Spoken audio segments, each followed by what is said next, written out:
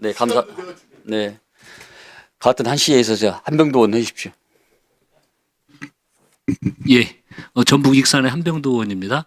우리 저 잠깐만 멈춰주시고요. 이선진님 혹시 나오고 계시는가요? 예, 마이크를 좀 전달해 주시겠어요? 좀 이쪽으로. 저,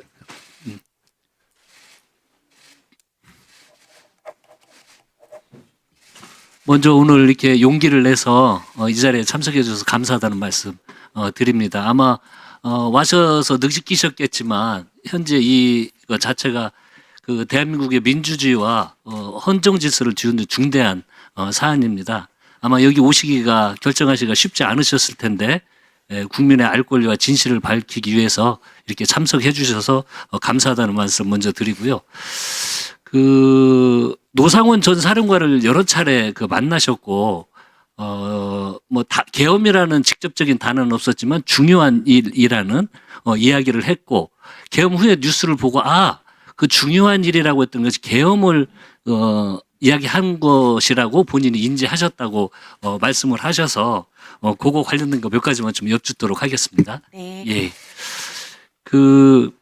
2022년 2월부터 24년 1월까지 노상원 전 정보사령관이 수십 차례 방문을 했죠. 네. 예. 처음에는 이제 개인적인 운세를 물어봤는데 2024년부터 나란 일을 언급했다고 그렇게 말씀하셨습니다. 23년도부터요. 예. 그래서 첫 번째 물어보면 배신자 색출을 위한 군인 명단을 제시하면서 점괘를 의뢰했다고 하는데 그런 적이 있습니까? 네. 그때 배신이라고 하는데 어떤 군인이라는 걸 인지를 하셨는가요? 군인이라고 설명을 다 해주셨고요. 이미 다 파악을 해가지고 오신 상태였었고요. 예. 나와 뭔가 문제를 만들었을 때 끝까지 함께 할 수 있는지를 질문을 많이 하셨었어요. 예. 그때 군 비상계엄과 관련된 이야기는 없었습니까? 전혀 없었어요. 예. 몇 명 정도였나요? 그 군인들은? 수십 차례 오실 때마다 군인을 사실 많이 물어보셨거든요. 그러면 아주 많은 숫자로 그냥 기억을 하시겠네요. 네네. 많은 숫자. 그럼 사진이 있었나요? 이렇게 펜으로 적어왔나요? 아니면 문서를 가져왔나요? 펜으로 적어 오셨어요.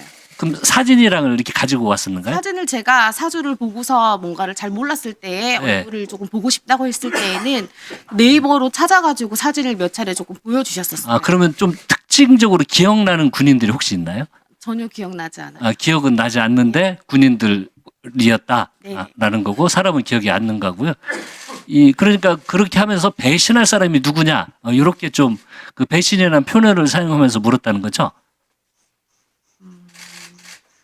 나와 뭔가 함께 했을 때 끝까지 따라올 수 있는지를 많이 물어보셨고요. 네. 군인들마다의 운을 많이 물어보셨어요. 그 사람들의 운. 네네. 그러니까 이 사람들은 신뢰해도 될까? 네. 아니면 이 사람이 우리 편인가? 아니면 이런 식의 질문이었다는 거죠. 이 군인이 뭔가 더 올라갈 수 있는 자리가 있는지 운이 나빠서 뭔가 올라가다가 멈춰지지 않을 것인지를 많이 질문하셨던 것 같아요. 예, 그래서 좀 설명을 해주면 반응은 어땠나요? 노상원 전 사령관은? 내가 보고 뭔가 했던 거와 거의 비슷하다고. 본인이 생각하는 거와 네네. 비슷하게 나왔다 이렇게 말씀을 네. 해주셨고요. 그러면 김용현 전 장관에 대해서 관련된 언급을 하셨다고 말씀을 하셨습니다. 언론에. 네. 김용현 장관은 어떻게 하셨습니까? 처음에는 그냥 이름하고 생년월일을 가져가지고 오셔서 제가 이제 이분은 그냥 보통 군인은 아닌 것 같아요. 이제 했더니 이 사람이 나중에는 장관이 될 거다. 그때는 장관이기 전이었었거든요. 장관 전에부터. 네네. 예. 그래서 이 사람이 올라가는데 문제가 되지 않겠느냐고 이제 질문을 하셨어요. 장관이 될 것 같은데 문제가 있겠냐 없겠냐. 문제되지 않고 올라갈 수 있겠다고 했더니 그렇다고 이제 하셨었고 이 사람과 내가 뭔가를 함께 문제를 만들어서 했을 경우에 그게 잘 되면 어쩌면 내가 다시 나란 일을 할 수도 있을 것 같다고 직할 수도 있을 것 같다라는 말씀을 하셨어요. 혹시 그분이 본인이 전 정보 사령관이었다는 이야기를 말씀을 이선진님께 말씀하신 적 있나요? 투스타로 전역하셨다고 말씀하셨고요. 예. 정권이 바뀌면서 옷을 벗고 나왔다고 하셨어요. 예. 그래서 김용현 장관은 전 장관일 때 물어봤을 때 장관을 갈 수 있을지 어쩔지 네. 그런 걸 물어보고 그리고 이 사람이 잘 풀리면 본인도 서울 가서 일을 할 수 있을 것 같다. 네. 그런 의미로 이야기를 했다는 거죠. 네네. 그리고 이 군 내부에서 김 전 장관의 지위를 그 강화하거나 특정 세력을 뭐 제거한다는 그런 아까 그 배신자 이야기를 할 때 좀 네. 그런 느낌도 혹시 받으신 적이 있나요? 아니요. 아, 그런 적은 없고요. 네네. 근데 그 하나만 다시 여쭤볼게요. 네. 그 중요한 일이라고 했는데 그 중요한 일에 언론에 나중에 계엄이 터지면서 아, 그 중요한 일이 이거였구나라고 생각한 배경. 그러니까 수십 차례 만났는데 계엄을 이제 언론에서 보셨잖아요. 이선진님께서. 그런데 아, 이게 이 중요한 일이라는 게 이거였구나 하는 걸 인지를 하셨다고 말씀을 하셨잖아요. 네, 항상 오실 때마다 군인에 대한 질문을 굉장히 많이 하셨고요. 음. 그러니까 나이가 어린 분도 나이가 많은 분들도 뭔가 다 마다하자고 다 적어가지고 오셔가지고 항상 질문을 군인들을 많이 하셨었어요. 네, 네. 그래서 어쩌면 진작부터 계획적으로 뭔가 만들지 않았었나. 그래서 이 사람들을 파악을 하기 위해서 저한테 묻지 않았었나라고 생각했어요. 본인이 느낄 때는 네네. 이 사람들을 물어본 게 나중에 뭔가를 도모를 하려고 하는데 네. 도모를 할 때 이 사람들이 과연 이렇게 충성스럽게 같이 일을 할 수 있는 사람인지 어쩐지를 네네. 파악을 해서 이선진님께 물어봤고 그런 느낌이 있었기 때문에 이후에 계엄이 발표하면서 아, 이게 중요한 일이 이거였구라는 걸 인지를 하셨다는 거죠. 네. 네, 네, 네, 감사합니다. 네. 예.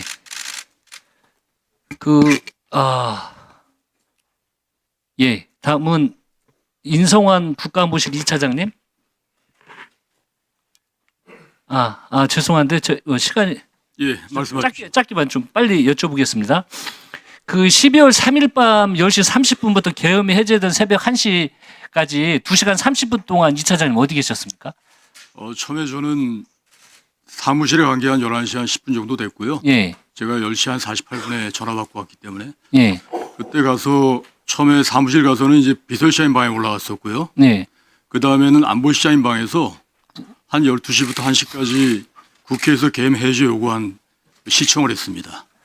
그러니까 그러면 윤석열 피고인이 수방사령관, 특수전사령관, 조조 경찰청장 직접 전화를 걸어서 그 내란을 진두지휘 했는데 인성환 이사장님은 사실을 전혀 몰랐다는 말씀이시네? 그러니까 이제 언론에서 나오는 것 같이 뭐 결심유실 얘기는 네. 사실은 저희 그때 시간이 저도 지난번에 수사기관에 가가지고 네. CCTV 조사 결과를 보고 알았는데 제가 거기 전투 통제실이라고 거기 있었던 시간이 한 10분 정도밖에 되지 않고요. 결심 지원실은 그중에 반 정도밖에 안 있었습니다. 근데 그때 뭐 중요한 논의는 없었던 걸로 기억합니다. 네.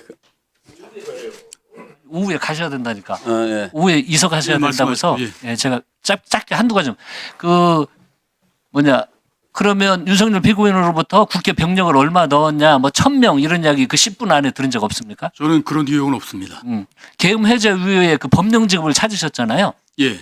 그때 그 이 차장님 갖다 주셨나요? 아니요. 제가 갖다 주지는 않았고요. 예. 하여튼 법령집을 찾으셨던 기억은 납니다. 예. 그러면 왜 찾았다고 뭐 생각 그건 드셨어요? 제가 잘 모르겠습니다. 모르겠고 아무튼 법령집은 찾았다. 예. 예, 알겠습니다. 여기까지만 하겠습니다. 네. 예, 우리 오부명 경찰청 공공안전 차장님 좀 왼쪽으로 나와주시겠어요? 네. 그 아까 뭐 말씀해 주셨는데 다시 확인 차원에서 말씀드리겠습니다. 비상계엄 당시 국회 봉쇄를 진두지휘한 경찰청 경비라인 지휘계통이 계신 거였잖아요. 네. 예. 이게 12월 3일 밤 10시 46분 국회를 최초 봉쇄한 직후에 증인을 비롯한 서울청 지휘부는 위헌 소지가 있다는 점을 김봉식 서울청장의 국회의원 출입을 거래야 한 사실이 있죠. 네. 11시 7분경 국회 출입이 일시적으로 그래서 허용이 됐고요. 네, 그렇습니다. 예. 그 조지호 청장이 포고령을 인지한 밤 11시 37분 국회가 다시 전면 봉쇄를 했습니다. 그죠? 예. 12월 3일 밤 11시 41분부터 48분까지 7분 사이에 우리 국장님께서 총 3차례 통화를 하면서 임정주 경찰청 경비국장하고요. 국회 전면 차단을 재검토해달라고 요청한 사실이 있죠. 네. 3번 했습니까? 한 번은 통화가 잘 안 돼서 네. 총 3번 했습니다. 아, 예, 예. 그런데 이 두 번째 건의는 받아들이지 않았는데 그때 조지호 경찰청장의 포고령을 따르지 않으면 우리가 체포된다라면서 전면 통제를 유지시켰죠. 그때 당시에는 조지호 청장님의 말씀은 듣지 못했고 예. 본청장 지시대로 하라는 말만 들었습니다. 예, 본대 지시대로. 저희들이 주목해야 될 점은 경찰청과 서울청 지휘부가 국회 봉쇄의 위헌성을 계엄 선포 직후부터 인지를 하고 있었던 거잖아요. 이미 논의를 했잖아요. 네, 헌법 17조를 보고 알게 됐습니다. 예. 이게 계엄 선포 당시 국회 봉쇄를 통한 국민의힘 국회의원 출입 금지 조치가 헌법과 법률에 위반될 우려가 크다는 점을 이미 알고 있었고, 그리고 증인뿐만이 아니고 서울청 지휘부 대부분이 국회 전면 봉쇄가 위법하다는 인식을 공유를 하고 있었던 겁니다. 그래서 그런 논의를 했고 전화를 받고 봉쇄를 풀어야 된다고 이야기를 했고요. 그럼에도 국회 봉쇄에 대규모 경력이 투입이 됐습니다. 이유는 조지호 청장의 의지가 가장 크게 작용을 했을 거라고 저는 생각이 듭니다. 그리고 조지호 청장의 그런 강한 의지는 포고령 선포 이후에 포고령을 근거로 한 주장, 그래서 그 포고령을 따라야 된다는 이 주장으로 경력이 투입이 되면서 봉쇄를 했던 것입니다. 경찰청장은 비상계엄 선포 전후에 시종일관 윤석열 피고인의 의중과 심기만 중점을 두고 경력을 운영을 하면서 저는 국회를 봉쇄했다고 생각이 듭니다. 심지어 13만 경찰 수장이 국회의 계엄 해제 의결 후에도 대통령 눈치만 본 것입니다. 국회 봉쇄부터 해제 과정까지 전 과정에 제기된 의혹들을 낱낱이 밝혀야 할 것입니다. 네, 들어가셔도 좋습니다. 네. 다음에 우리 박완수 전 총장님 잠깐만 좀 부탁드립니다. 예, 전육군 총장입니다. 예. 지금 아까 우리 김병주 의원님께서도 질의를 해주셨는데 그 결심 지원실에서 윤석열 피고인이 비상계엄을 다시 선포하겠다라는 언급을 들은 사실이 있으십니까? 그런 사실 없습니다. 없습니까? 이 국회가 계엄을 해제했는데 새벽 2시경 수방사의 출동 가용 인원을 파악하라고 지시한 이유가 무엇입니까? 그런 사실도 제가 없습니까? 그런 사실, 네네. 여기 출동 가용 인원 파악 사실 안경민 수방사 작전과장 증언 1차 기관 보고 때 이야기를 했는데 예. 저는 총장님 모르겠습니까? 예, 1시 14분부터는 또 다른 장소에 있어가지고 제가 그런 사실 잘 모르겠습니다. 그러면 곽종군 사령관님, 예, 죄송합니다.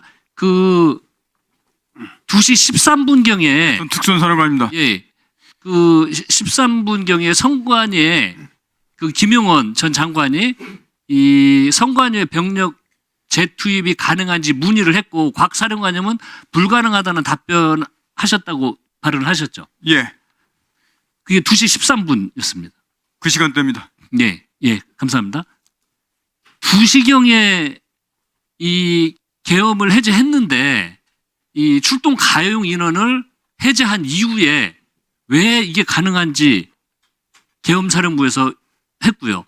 그다음에 또 2시 13분도 이 해제된 이후입니다.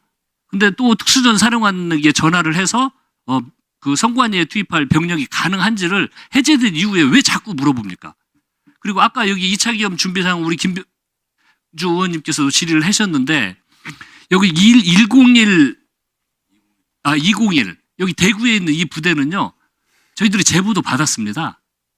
그때까지 헬기를 켜놓고 병력이 대기를 하고 있었어요.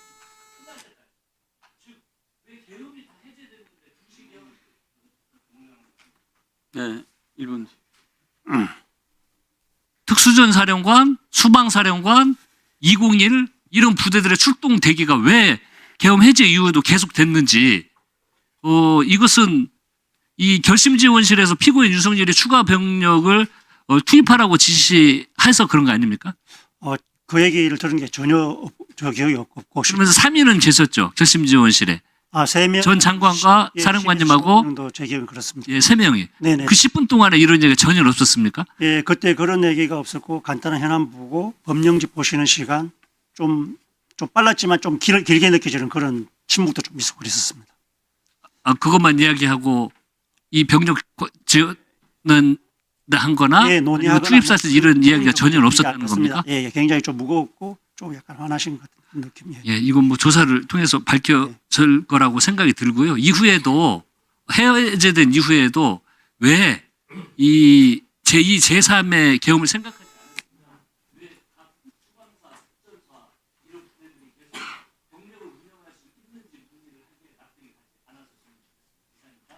우리 오부명 차장님 다시 부탁드립니다. 예. 서울청 공공안전 차장입니다. 예, 그 오후 이어서 질문을 좀 드릴 텐데요. 이 12월 4일 새벽 1시 1분에 국회 계엄 해제 의결에도 불구하고 경찰의 국회 전면 차단이 이어졌습니다. 실제 봉쇄가 해제된 것은 약 40분이 지난 새벽 1시 45분경이었죠. 그렇습니다. 예. 이 국회 계엄 해제 의결을 인지한 이후에 임정주 경비국장에게 국회 출입 해제를 건의를 했었죠, 차장님. 그렇습니다. 그래서 차장은 새벽 1시 11분 전화로 1시 15분 문자로 국회 봉쇄 해제를 요청을 했습니다. 그렇죠? 그렇습니다. 예.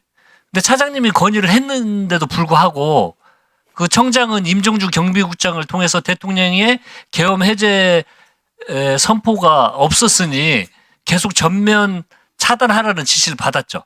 17분 전에 받았습니다. 그렇죠. 예.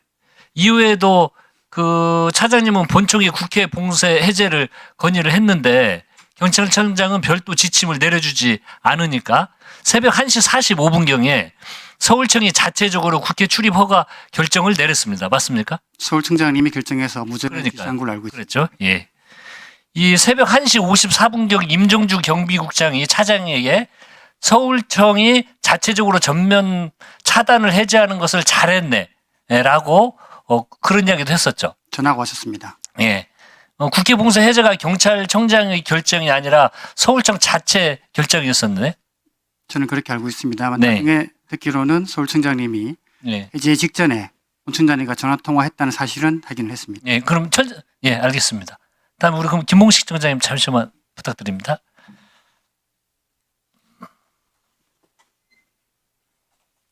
예, 청장님. 그 국회의 계엄 해제 의결 이후에도 청장이 국회 봉쇄 유지를 고수를 했습니다. 근데 제가 이번에 그 통화 내역이랑 그 문자 내역을 확인을 해보니까 당시 그 김봉식 청장님이 이 아까 방금 차장님이 말씀하신 대로 그 해제를 결정을 했더라고요. 그때 당시 입장이 어땠었습니까? 예, 사실 1시에 계엄이 해제됐기 때문에 뭐 더 이상 통제는 별 의미가 없다고 판단했습니다만, 당시 그 계엄군이 국회 내에 좀 많이 있었습니다. 예. 그래서 일시에 한꺼번에 해제하는 것은 조금 리스크가 있다는 아마 그런 판단을 본청에서 했는 것 같습니다. 근데 이제 어느 정도 1시 한 40분 넘어가면서 좀 계엄군도 많이 빠지고 그런 상황이 되면서 우리 서울청에서 자체적으로 이 정도 되면은 그 다시 해제를 해도 될 것 같다는 판단하에 그러니까 본청장의 지시는 없었는데. 본청장에게 제가 건의를 했습니다. 예. 지금쯤 해제를 하는 게 맞을 것 같다. 예. 뭐 그렇게 전화로 알려드리고 예. 해제가 된 걸로 기억하고 그럼 있습니다. 청장님 뭐라고 하셨는 거예요? 뭐 보고를 드리니까. 자연스럽게 그렇게 하는 걸로. 예. 예. 그래서 이 그 보고를 받고 예.